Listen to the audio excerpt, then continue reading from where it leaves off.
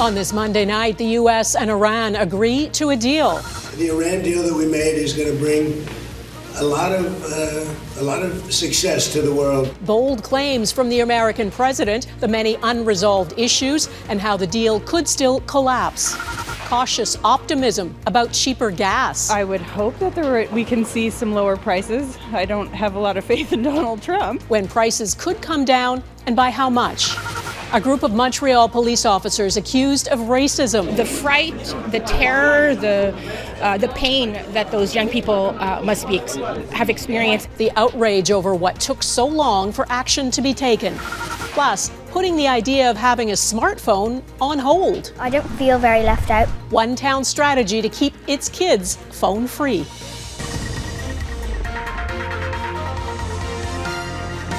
Global National with Donna Friesen. Good evening and thanks for joining us. There appears to be a framework for an agreement to end the war the U.S. and Israel started against Iran. The U.S. president, who initially said that war would be short and who claimed he wanted freedom for the Iranian people, today said he never cared about regime change in Iran, and the regime has not changed. Though this agreement does set the stage to end the conflict and reopen the Strait of Hormuz. Global oil prices fell on the news today, a barrel of Brent crude trading at about $83 U.S. But this is not a done deal. Some of the thorniest issues, including the future of Iran's nuclear program, have been deferred. Jackson Proskow has our top story tonight. Arriving at the G7, U.S. President Donald Trump took an early victory lap shortly after agreeing to pause the war with Iran. I'm very happy to say it's signed. The deal's all signed. The full text of the agreement still isn't public. In the short term, it opens the Strait of Hormuz and ends the American naval blockade. And it sets the stage for 60 days of talks aimed at long-term peace in exchange for curbing Iran's nuclear program. And the main thing is that Iran will not have a nuclear weapon. They fully agreed to that with strong policing powers. Iran's leaders, too, claimed victory, calling the deal the result of resistance to aggression by the U.S. and Israel. I do think both sides have a demonstrated interest in resuming some degree of economic normalcy. So people are also lowering their maximalist expectations and aspirations. It could all just as easily fall apart, especially if Israel continues to strike targets in Lebanon, which Iran demands must stop. Israeli Prime Minister Benjamin Netanyahu acknowledged he doesn't always see eye to eye with Trump and said Israeli troops will remain in Gaza, Syria, and parts of Lebanon for as long as necessary. If people are realistic about getting a deal, they're going to have to compromise. Other disagreements loom too. Iran reportedly wants to toll vessels passing through the Strait of Hormuz. The U.S. says free passage must be guaranteed. The extent of limits on Iran's nuclear program will be hotly negotiated, as will sanctions relief and potential reparations for reconstruction. We're willing to give significant sanctions relief if the Iranians make the kind of long-term commitments that are necessary to be a normal country. Trump is already claiming that this 14-point draft agreement is superior to the Iran nuclear deal that was signed by President Barack Obama. That deal spanned 159 pages and took years to negotiate. That, of course, is the same deal that Trump ripped up during his first term that put him on the path to this war. Donna. Jackson Proskow in Washington. Thanks, Jackson. Canada's Prime Minister is also at the G7 meeting in France. Mark Carney welcomes the progress with Iran and says Canada stands ready to help allies restore shipping in the Strait of Hormuz to what it was before the U.S. and Israel attacked. The French president said today an aircraft carrier could be deployed within days if the agreement holds. Gillian Piper is traveling with the Prime Minister.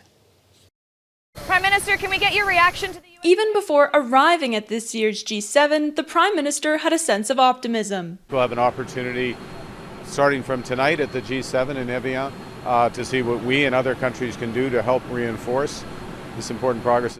Mark Carney complimenting U.S. President Donald Trump on a tentative U.S.-Iran peace deal. I very much welcome the peace deal, or the ceasefire deal, the 60-day truce. I know President Trump has worked very hard for this. Carney looking to carry that progress into France. Merci beaucoup. As world leaders make it a top priority of this year's summit to implement the proposal. The Straits of Hormuz must reopen and freedom of navigation must be restored. There can be no lasting peace while Lebanon remains in flames.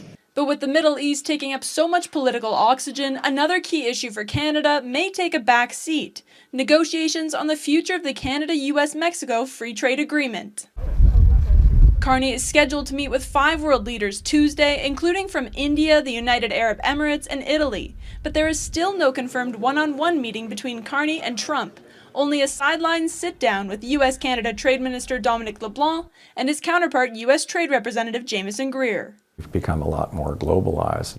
Former Canadian G7 Sherpa Senator Peter Beam believes quicker, more informal talks between leaders on the sidelines could be just as effective away from public scrutiny. This is also a venue where they can really just, in almost a literal sense, let their hair down and talk about issues. Other pressing international issues are also expected to be on the agenda tomorrow, Donna, including Russia's illegal invasion of Ukraine.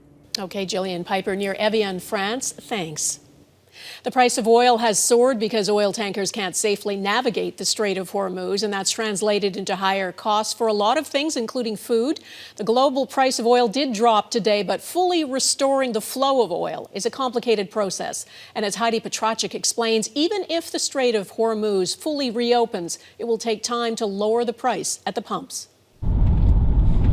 Taxi driver Darshan Virk says high gas prices are driving colleagues out of business. It's not the gas price, it's just a part of it. No, the gas price affects the cost of living. The tentative deal between the U.S. and Iran, experts say, is likely to bring pump prices down in response. It could somewhere be in the ballpark of 3 to 8 cents a liter. But whether the price holds, drops further, or shoots back up depends. There's still a lot of detail and still a lot of concern from other countries outside of the deal, mainly Israel and Hezbollah, that add a risk element to this. Back in January, before the conflict, the lowest average price for gas nationally was 122 cents per liter. Then the war started, and that average skyrocketed to the highest so far this year at more than 191, before dropping to an average of 168 Monday. Canadians fueling up have mixed feelings. It's a great news that, the gas price is going to go down. Maybe the deal is going to break, I would hope that we can see some lower prices. I don't have a lot of faith in Donald Trump. Experts warn the massive supply shortage triggered by the Strait's closure and reduced production will take months to reverse. The world is short about 1.6 billion barrels of oil. So while crude may be on the paper $80 a barrel, to buy some, good luck. You can't get it for under 120. And if you're going to get it for that price, there's probably going to be a lineup or a long time in order to get it. Meanwhile, the two sides are already contradicting each other. Iran saying it will charge what it called maritime service fees to transit the strait, while the U.S. insists it will be toll-free. With days to go until the deal is supposed to be signed. Heidi Petracek, Global News, Halifax. The other war that's gone on for more than 4 years is showing no signs of ending. Overnight, Russia launched the heaviest attack on Ukraine in weeks, targeting the country's biggest cities, killing at least 11 people. Ukrainian officials say an 11th century cathedral in Kyiv, a UNESCO World Heritage Site, caught fire after a drone strike. It is considered Ukraine's most significant cultural and religious site. Russia has denied targeting the cathedral.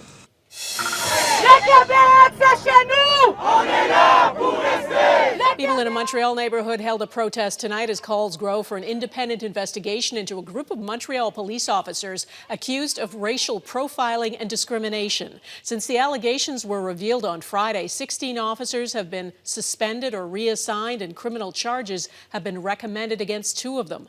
Phil Carpenter reports.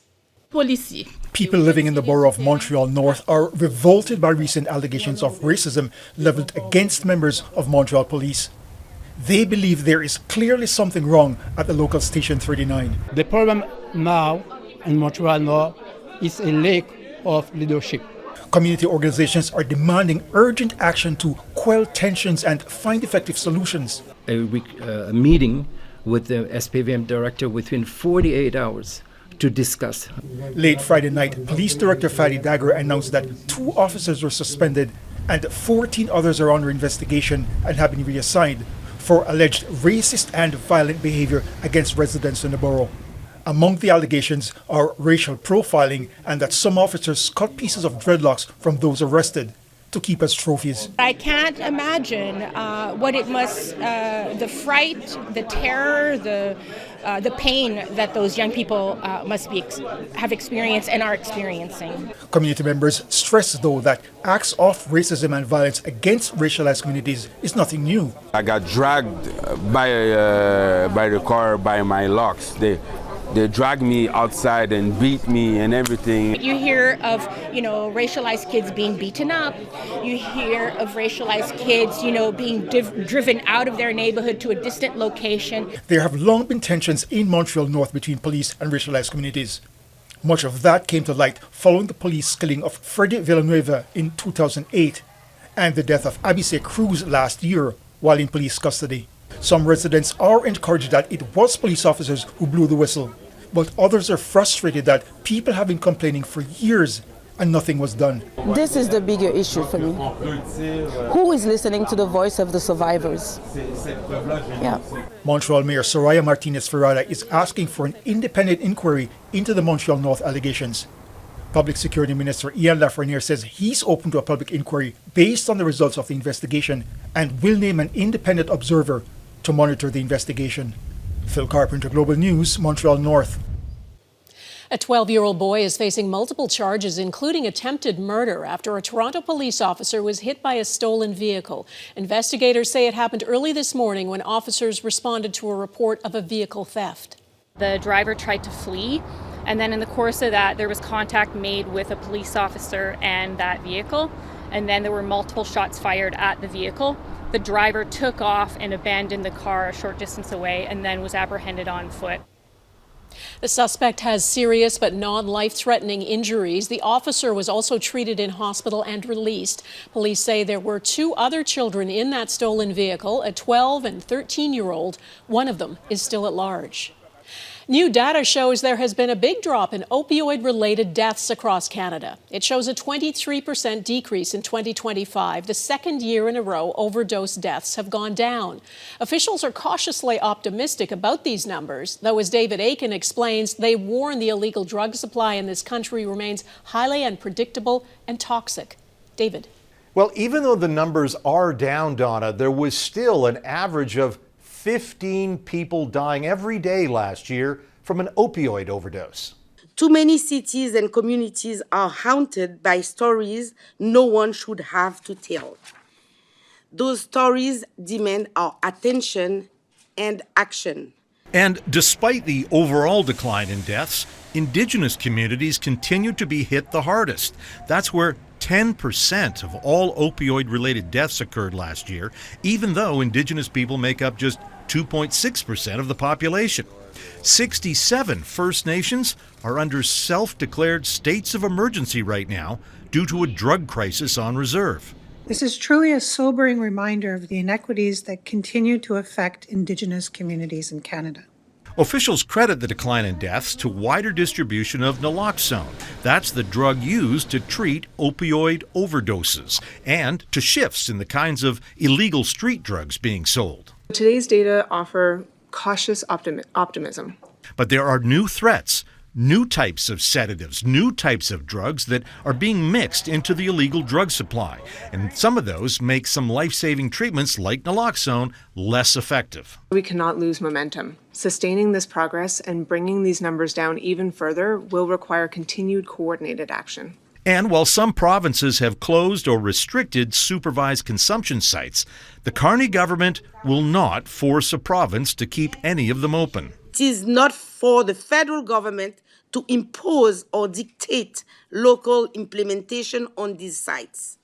Instead, Ottawa will spend about $145 million to support provinces and Indigenous communities with urgent health services, treatment centers, and other culturally grounded programs. Donna. Okay, David Aiken in Ottawa, thank you.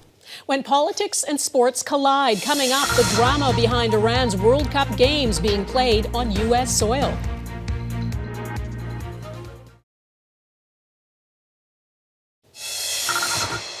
There was a big surprise at the World Cup today. Cape Verde, a tiny group of islands off the coast of West Africa, held on for a scoreless draw against Spain, the second highest ranked team in the world. And the match between Iran and New Zealand will captivate people around the world, not just because of what's happening on the pitch.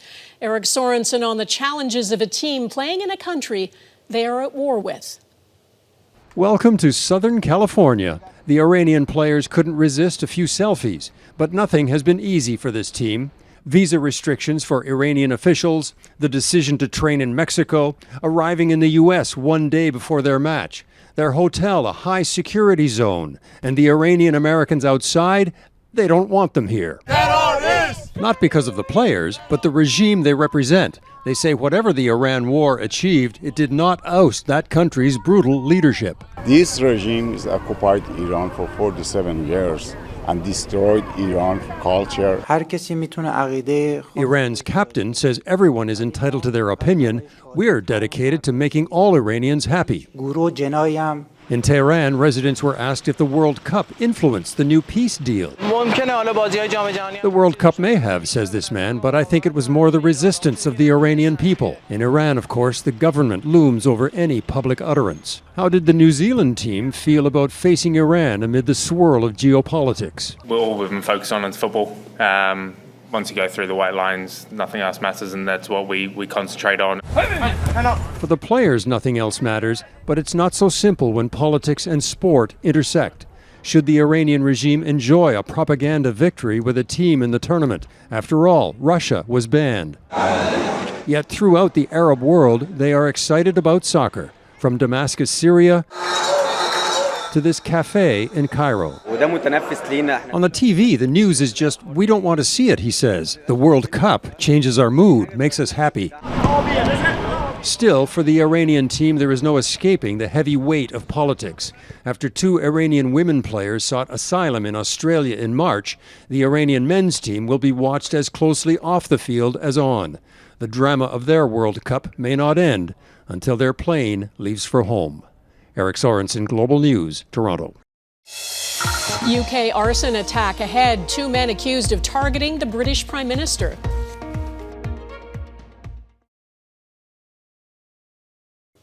In California, 8 crew members of a U.S. Air Force B-52 bomber are dead after it crashed shortly after takeoff. The aircraft was on a routine test mission at Edwards Air Force Base before it crashed.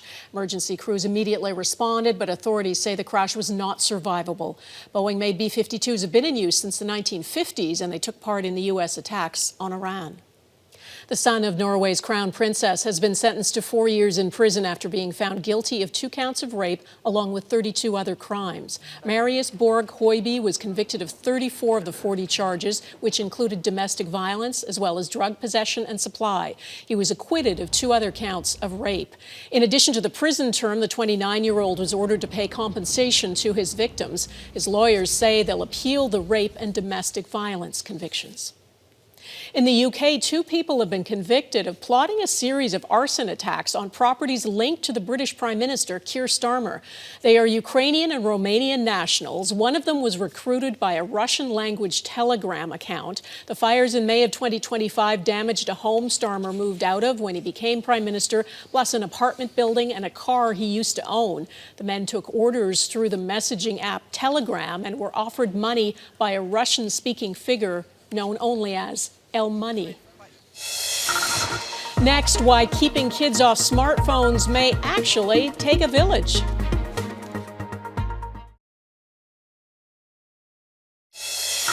The need for action could not be any clearer. Social media is making our children unhappy and unsafe. The UK has joined a growing list of countries, including Canada, banning social media for children under the age of 16. The UK policy will also include measures to limit access to online gaming sites. While countries around the world grapple with how to best protect children from social media and hold tech companies accountable, one small town in Ireland has taken matters into its own hands. 3 years ago, parents and teachers got together to keep their kids phone-free for as long as possible. Redmond Shannon went there to find out how it works.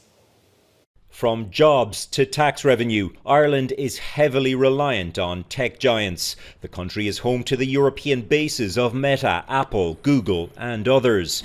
But just like everywhere else, the effect of smartphones on kids is a huge concern. So I suppose when schools first reopened after COVID, we could see a huge increase in anxiety levels in children. Rachel Harper is one of 8 elementary school principals who teamed up in the town of Greystones, asking parents if they'd like to volunteer to hold off until high school before giving their kids a smartphone. 70% signed up to the programme called It Takes a Village. There's so many parents and teachers out there who are quietly anxious about this whole online space and children accessing it. Siblings Bodie and Laurie are among the smartphone-free kids in the town. I don't feel like I need a phone, and I don't really want a proper smartphone. Maybe like 1 or 2 girls in my class, but not very many, so I don't feel very left out.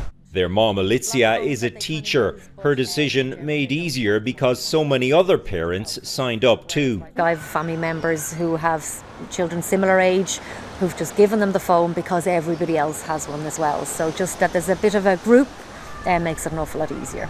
The initiative also involves workshops to prepare kids for smartphones, given by teens rather than adults. Other towns in Ireland have joined in, and this month some Greystones kids will head to the European Parliament to promote the idea. And even if it's 2 parents, 3 parents that collectively make that decision, there's strength in that, you know. A simple idea that could go far, rooted in community. Redmond Shannon, Global News, Greystones, Ireland. And that is Global National for this Monday. I'm Donna Friesen. Back by popular demand, Your Canada is going global this week. We have pictures of Canadian pride sent in from all over the world. Tonight we're showcasing Dubai in the UAE, Tafrout, Morocco, and San Carlos, Mexico. Please keep them coming. Send your pictures of Canadian pride from wherever you are to globalnational@globalnews.ca. And thanks for watching. Hope to see you here again tomorrow. Bye-bye.